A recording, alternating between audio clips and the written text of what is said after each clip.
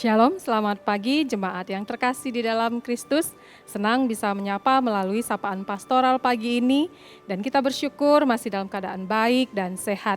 Mari kita mengawali perenungan ini di dalam doa. Bapa di sorga, kami mengucap syukur ya Tuhan untuk kebaikan, untuk penyertaan, untuk pemeliharaan Tuhan kepada setiap kami. Kami tahu Tuhan, kalau tanpa Tuhan, hidup kami ini hampa, hidup kami tidak akan kuat untuk menjalani berbagai aktivitas yang dibarengi dengan berbagai pergumulan yang terjadi. Kami membutuhkan Tuhan, kami memerlukan Tuhan. Berkati Tuhan perenungan pagi ini, biarlah terus memperlengkapi setiap kami yang melakukan segala aktivitas kami hanya dengan bersandar kepada Tuhan. Di dalam nama Tuhan Yesus kami berdoa, kami mengucap syukur. Amin. Ya, jemaat yang terkasih, pagi ini saya memberikan tema untuk perenungan sapaan pastoral dengan judul Maksudnya Injil Dicatat. Sekali lagi, maksudnya Injil dicatat dari Yohanes 20 ayat yang ke-31. Jemaat yang terkasih, banyak sekali kejadian-kejadian dalam hidup kita yang terkadang tidak bisa kita mengerti. Namun, segala sesuatu yang diizinkan Tuhan terjadi dalam hidup kita itu tidak terjadi secara kebetulan. Pasti ada maksud dan tujuan. Nah, kalau kita melihat bagaimana pergumulan itu terjadi dalam hidup kita, terus kita melakukan pemahaman, memberikan pandangan bagi setiap kita yang sudah percaya, kita mengatakan bahwa, wah, pergumulan ini terjadi tentu ada maksud dan rencana Tuhan yang indah. Tentu kita akan memikirkan kembali apa yang tertulis di dalam Roma 8 ayat 28. Bahwasanya segala sesuatu yang diizinkan Tuhan itu terjadi untuk mendatangkan kebaikan bagi setiap kita.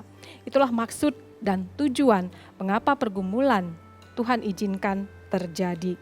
Nah, misalnya ketika kita diizinkan Tuhan mengalami duka cita. Nah, bisa jadi maksud dan tujuan Tuhan mengizinkan duka cita itu terjadi, yaitu supaya kita siap untuk menghadapi kematian kita sendiri. Bisa jadi juga Tuhan hendak menyatakan bahwasanya Tuhan berkuasa berdaulat atas nyawa setiap ciptaannya.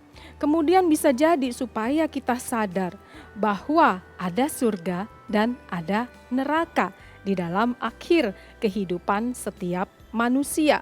Kemudian bisa jadi maksud dan tujuan duka cita itu diizinkan Tuhan terjadi supaya kita bisa yang masih bernafas ini mempergunakan waktu yang sementara itu untuk memuliakan Tuhan, untuk menyenangkan Tuhan. Tuhan juga mengizinkan berbagai pergumulan hidup terjadi kepada orang percaya supaya apa? Supaya kita orang percaya ini tidak sombong. Supaya apa? Kita selalu merendahkan diri di hadapan Tuhan.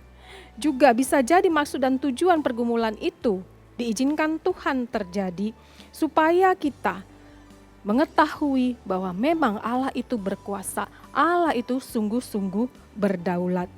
Kemudian kalau kita melihat Tuhan juga mengizinkan di dalam suatu keluarga memiliki anak yang cacat. Apa maksud dan tujuannya? Maksud dan tujuannya yaitu supaya kita bisa mengasihi gambar dan rupa Allah. Kemudian bagaimana kita bisa tetap dengan iman memuliakan Tuhan sekalipun berat yang dihadapi. Kemudian kalau kita melihat juga Tuhan menuliskan kisah Ayub di dalam Alkitab. Tujuannya supaya apa? Tujuannya supaya kita tahu bahwa sekalipun kita mengalami pencobaan yang berasal dari si iblis, itu tetap berada di bawah kendalinya, di bawah kedaulatan Tuhan. Dan selanjutnya kalau kita melihat mengapa Tuhan menuliskan kisah seorang Daud yang bermacam-macam pergumulan hidupnya, yaitu supaya kita juga kuat seperti Daud. Ketika kita mengalami pergumulan, kita tetap bersandar dan menjadikan Tuhan sebagai gembala agung kita. Dan di tengah masa pandemi ini pun kita menyadari bahwasanya kita membutuhkan Tuhan di dalam kehidupan kita. Sama seperti Daud yang menjadikan Tuhan sebagai gembalanya, mari kita jadikan Tuhan sebagai gembala kita di tengah pandemi ini. Jemaat yang terkasih, segala sesuatu yang terjadi tidak ada yang kebetulan, pasti memiliki maksud dan tujuan. Kalau kita melihat Tuhan sudah menuliskan kisah Ayub, Tuhan sudah menuliskan kisah Daud, dan terkhusus Tuhan menuliskan Injilnya di dalam Alkitab supaya kita percaya.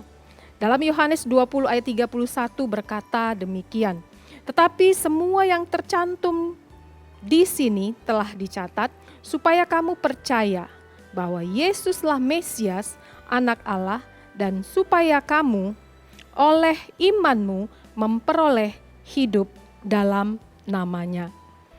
Jemaat yang terkasih, ayat yang baru saja kita baca tadi itu merupakan kesimpulan dari Injil Yohanes. Sebagai Tuhan, Yesus sudah melakukan berbagai macam mukjizat, dan tujuan dari mukjizat itu dikerjakan oleh Yesus, yaitu supaya kita yang belum percaya ini menjadi percaya. Dan mukjizat yang terbesar yang diberikan oleh Tuhan, yaitu ketika Allah memberikan Yesus lahir ke dalam dunia, kemudian mati dan bangkit. Supaya apa?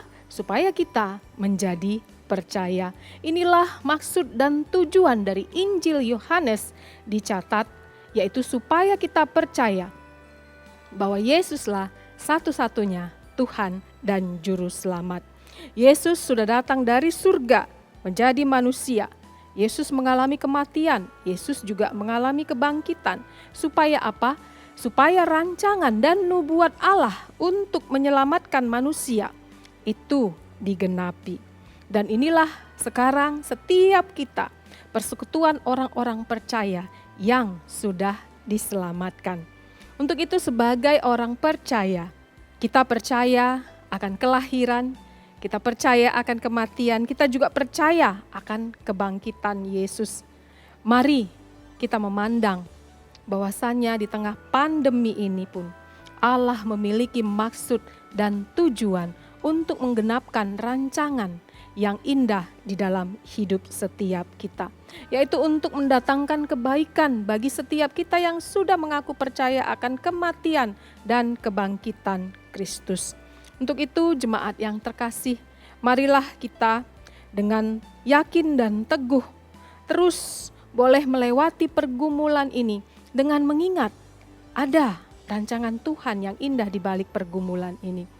Mari kita sama-sama merenungkan kebaikan-kebaikan apa yang sedang Tuhan kerjakan untuk setiap hidup kita di tengah pergumulan di dalam situasi pandemi yang menekan hidup setiap kita.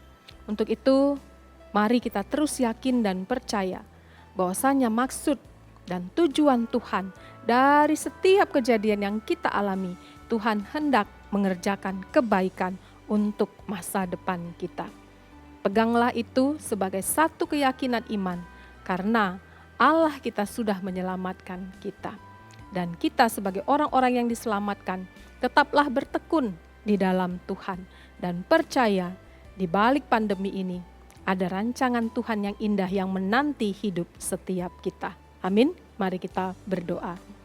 Bapa di sorga, kami mengucap syukur ya Tuhan kalau kami dikuatkan, diteguhkan bahwasanya sekalipun pandemi ini terjadi Tuhan punya rancangan kebaikan di tengah-tengah kehidupan kami. Mampukan Tuhan jemaat Tuhan untuk menerima ini sebagai satu keyakinan di mana Tuhan sedang bekerja untuk mendatangkan kebaikan bagi setiap kami di tengah pandemi ini. Aktivitas jemaat Tuhan sepanjang hari ini kami serahkan ke dalam tangan pimpinan Tuhan, lindungi jagai mereka. Buat mereka senantiasa mengingat bahwasanya hidup mereka ada di dalam kendali Tuhan. Terima kasih ya Bapa, di dalam nama Tuhan Yesus kami berdoa, kami mengucap syukur. Amin. Selamat pagi, Tuhan Yesus memberkati.